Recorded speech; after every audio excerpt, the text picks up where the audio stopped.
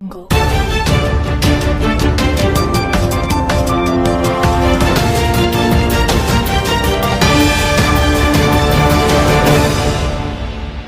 అడగడానికి వచ్చినటువంటి వ్యక్తులని ఈ గ్రామాల్లో ప్రజలు అయ్యా నీళ్లు లేక ఇబ్బంది పడుతున్నాం, మాకు నీళ్లు ఎవరు ఇస్తారో చెప్పండి, వాళ్ళకి ఓట్లు వేస్తామంటే ఓట్లు ఎలక్షన్ కోసం మాత్రం ఆ ప్రచారంలో ఉన్నంతసేపు నీళ్ళ ట్యాంకర్లు పెట్టి నీళ్లు తోలుతారు.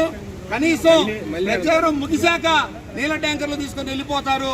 తెలిసినాక అక్కడికి వచ్చి తొంగి చూసేటువంటి నాదుడే లేడు. ఎంత చిన్న సమస్య ఇది, పాలకులు తలుచుకుంటే 10 రోజుల్లో చేయొచ్చు. ఆ గ్రామాల పక్కన నుంచి 3 కిలోమీటర్ల దూరంలో ప్రకాశం జిల్లా ఒంగోలుకి సాగర్ పెద్ద కాలువ పోతుంది. 1.5-2 కోట్లు ఖర్చు పెడితే పైప్ లైన్ వేసి ప్రకాశం జిల్లాకు నీళ్ళు వదిలేటప్పుడు ఒకసారి నింపి కట్టేసేటప్పుడు ఒకసారి చెరువులు నింపితే ఆ గ్రామాలు సస్యశ్యామలం అవుతాయి. కానీ పాలకులకు చిత్తశుద్ధి లేక కనీసం ఆ ప్రాంతాలు వచ్చి పరిశీలించేటువంటి పరిస్థితి లేకపోవడంతో ఈరోజు సిపిఐ ఇప్పుడు వనజా గారు చెప్పినట్టు ఇలా తాడో పేడో తేల్చుకోవడానికే ఈ గ్రామాల్లో ప్రజలను తీసుకొని రావడం జరిగింది. ఇప్పుడు దీన్ని ఉద్దేశించి స్టేట్ పార్టీ సెక్రటరీ ఈశ్వరయ్య గారిని మాట్లాడవలసిందిగా కోరుతున్నాం. పల్నాడు జిల్లా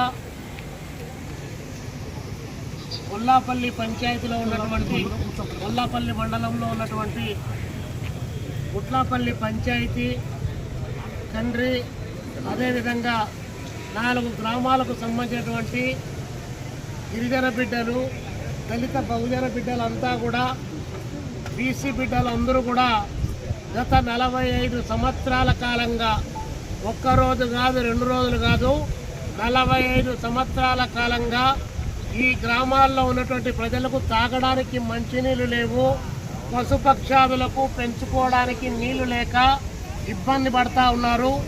ఊరి చుట్టూ చెరువులు ఉన్నప్పటికీ కూడా ఆ చెరువుల్లో చుక్క నీరు కూడా లేనటువంటి పరిస్థితి ఉందని చెప్పి ఎమ్మెల్యేలకు అందరికి కూడా పదే విజ్ఞప్తి చేస్తూ ఉన్నారు.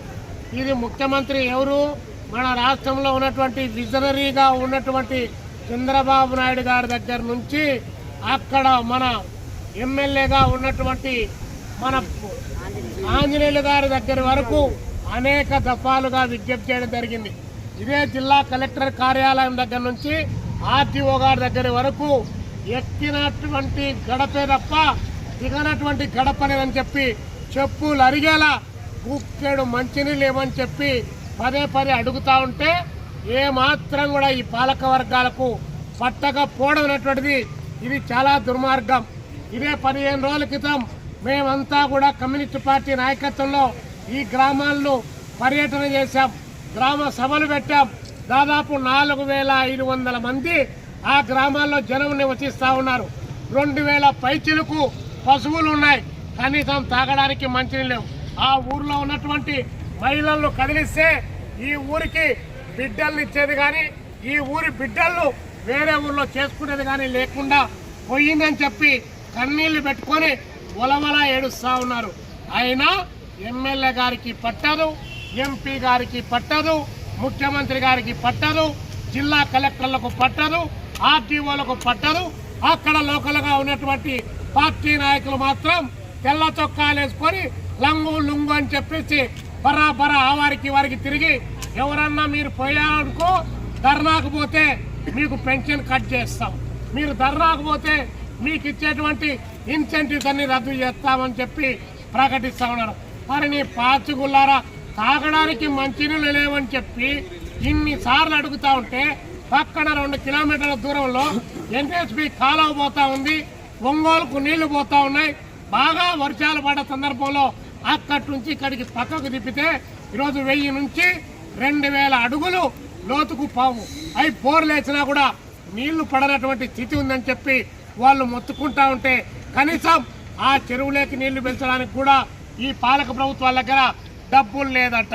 కానీ ఇక్కడ ఇన్ని రకాల సమస్యలు ఉంటే జిల్లాలో మాత్రం ఏమీ సమస్యలు లేనట్టు, రాష్ట్రంలో ఏమీ సమస్యలు లేనట్టు చంద్రబాబు నాయుడు గారు మాత్రం ఎవరన్నా ప్రశ్నిస్తే ఆ ప్రశ్నించినట్టు వాళ్ళను ఎట్లా బొక్కలో వేయాలి, రాజద్రోహం కేసుల కింద ఎలా పెట్టాలి, ఊపా చట్టాల కింద ఎట్లా లోపలికి వేయాలని చెప్పి ఆలోచిస్తున్నాడు.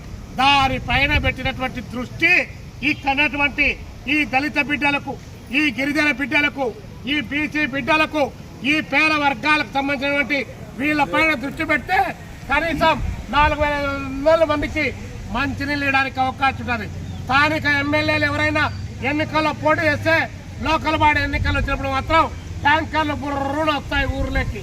ఆ ఎన్నికలు అయిపోయిన మరుక్షణమే మళ్ళీ ఎంచేదాకా కూడా పెట్టరు. కౌంటింగ్ దాకా కౌంటింగ్ కాకముందే ఎవడు గెలుస్తాడో ఎవడు కొడతాడో మాకు సంబంధం లేదని నీళ్లు కూడా బంద్ అయిపోయేటువంటి పరిస్థితి ఈ రోజు ఉన్నాయి.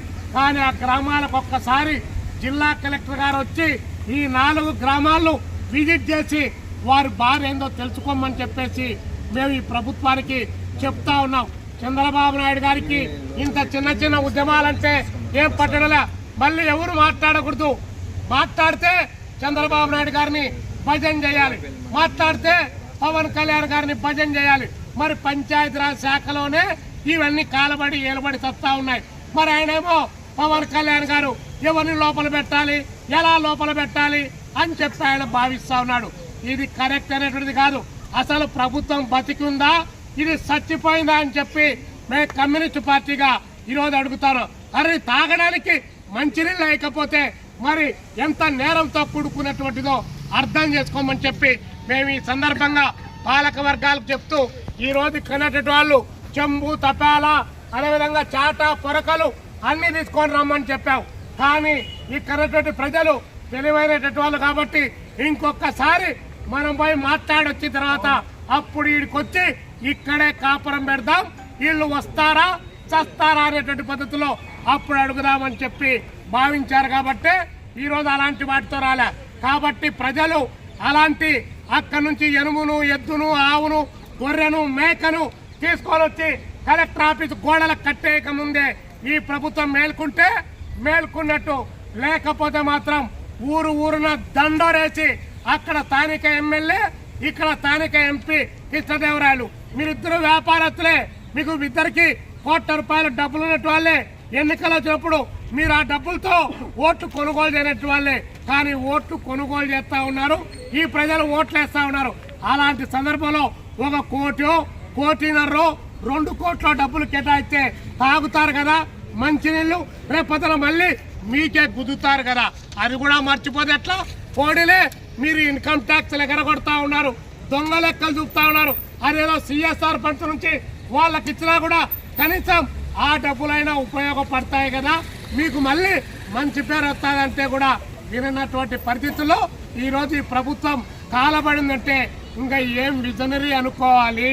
చంద్రబాబు నాయుడు గారు మాట్లాడితే గ్యాస్ నేనే కనిపెట్టా, ఆ గ్యాస్ పిల్ల తీసేదాని బాకీ పుల్ల కూడా నేనే కనిపెట్టా అని చెప్పి అట్లా చెప్పా. అన్ని రకాల నేనే తెచ్చా, మీకు ఇంతకుముందు తెలివే లేదురా, మీరంతా అసలు మనుషులే కాదు, నేను వచ్చిన తర్వాతనే ఇవన్నీ చేస్తానని చెప్పా. కానీ తాగడానికి నీళ్ళు సార్ ఎక్కడో పోలవరం దగ్గర నుంచి బొల్లాపల్లికి నీళ్లు తీసుకొని వచ్చి 860 అడుగులకు పైకి లేపి అక్కడ చెరువు నింపి ఆ నుంచి 27 కిలోమీటర్లు సొరంగ మార్గాన కొట్టుకుంటా నల్లమల అడవులను విధ్వంసం చేసుకుంటా దానికి ఒక యూనిట్కు ₹12 కరెంటు ఛార్జీ పెట్టి అక్కడ ₹1,00,00,000 ఎనీ టైం అని ATM లాగా రేపు 2029 ఎన్నికలకు దానికి కావాల్సినటువంటి ప్రణాళికలు వేస్తాం, దానికి కావాల్సిన పరిమితులు తెస్తావు. కానీ ఈయన తాగడానికి ఒక దోచను మంచినీళ్ళు ఏమంటే దీనికి ప్రణాళికలు లేకపోతే మరి ఉట్టికెగరలేనమ్మా స్వర్గానికి నిత్యం లేచిందంట. ఇక్కడ మాత్రం ఏమీ లేదు. కానీ ఆయన పైకి నీళ్లు తీసుకెళ్తారంటే ఇక్కడ చెవులో పూలు ఎవరన్నా పెట్టుకుంటే వాళ్ళు చెప్పమని చెప్పి అడుగుతాను. కాబట్టి ఇన్ని మేము చాటలో పెట్టి ఈ ప్రభుత్వాన్ని తూర్పెత్తక ముందే మీరు మేల్కోకపోతే మాత్రం ఇవే అంశాలు రేపు గ్రామాల్లో ఉన్నటువంటి ప్రజల దగ్గరికి పోతాం. రేపు ఈ నియోజకవర్గం మొదలుపెట్టి ఈ జిల్లా అంతా కూడా అలాంటి ప్రచారమే చేస్తాం, ప్రజలను చైతన్యవంతులు చేస్తాం. ఈ కలెక్టర్